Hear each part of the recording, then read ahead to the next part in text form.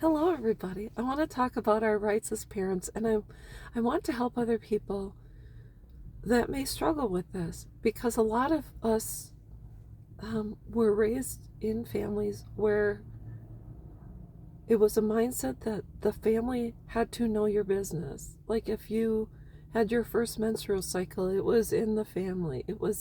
You had your first kiss, it was in the family. You had your first XYZ, it was in the family. Like it just that's just the way it was. So you did not really have a right to privacy. So a lot of us learned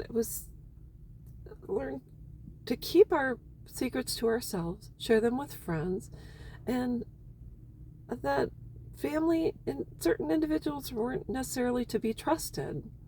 And so it's just the way it was.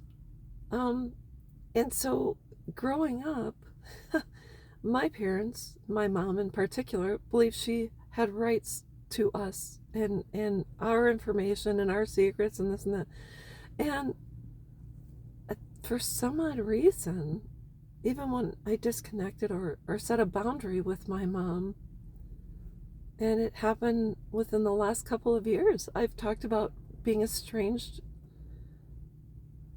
throughout my entire life, really. Since I was in high school, I joined the military and then would break free and reconnect. And the last time I finally sat down with my mom and I said, I can have a relationship with you if, and the outline was, you forego talking about me to other people and you forego speaking negatively about people in my life.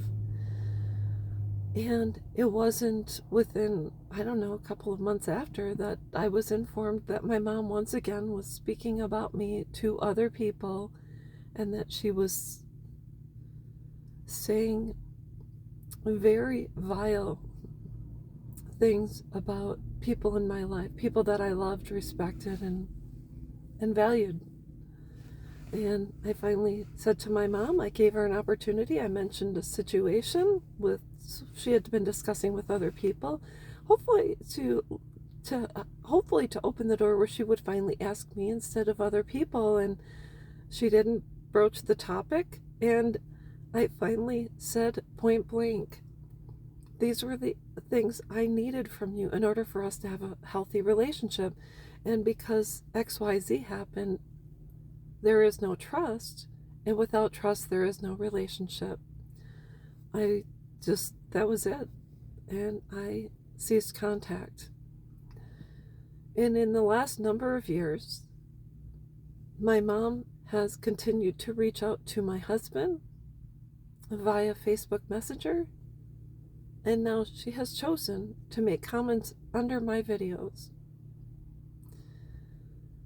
And I'm going to say to parents, when your children state they've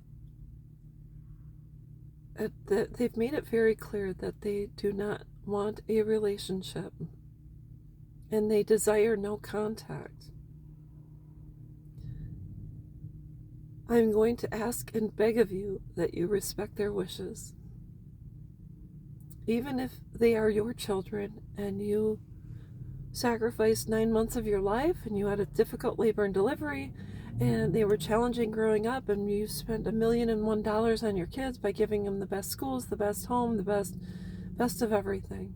And for some odd reason, because of that, you deserve a piece of their pie, of their life. I know, I understand. And I'm going to tell you, when my children decided to go no contact and I received a certified do not contact letter from my youngest daughter, I ceased contacting her from that day forward. I respected her wishes. She is an individual, she's an adult, she's a mom. If she does not want contact with someone, regardless of who it is, she has the right to be respected, and her wishes deserve the right to be respected as well. Is that something I wanted in my life? Absolutely not. Is it a position I ever thought I'd be in? No. But my daughter is not mine. I don't own her. I don't own any part of her. I was a vessel. I I brought I brought forth life. I was blessed. There are some women that can't. So even if you have been a vessel for someone, or you have struggled, or you had IVF, or you wanted a baby since you were a teenager, that child was completed you. Doesn't mean after the age of 18 and they move out and become adults, we lose rights. We are no longer, they are no longer under our roof, and we no longer have the right to contact them. If you do, a son or daughter can call the police and file a restraining order against you. The best thing you can do is respect their wishes. You might not like their wishes. I mean, heck, fair isn't even mentioned in the Bible. It might not be fair, but it's the best thing you can do. So anyways, once again, if someone has gone no contact, respect their wishes. If you want to write them a letter and leave it in your will, and that's your final word to them, so be it. But until then, what can you do? You can pray. And that's all there is to it. Because God is in control of everything, and he gives us free will. And if that was his desire, that's just the way it would be. So anyways, that's all I've got, and I'll be back.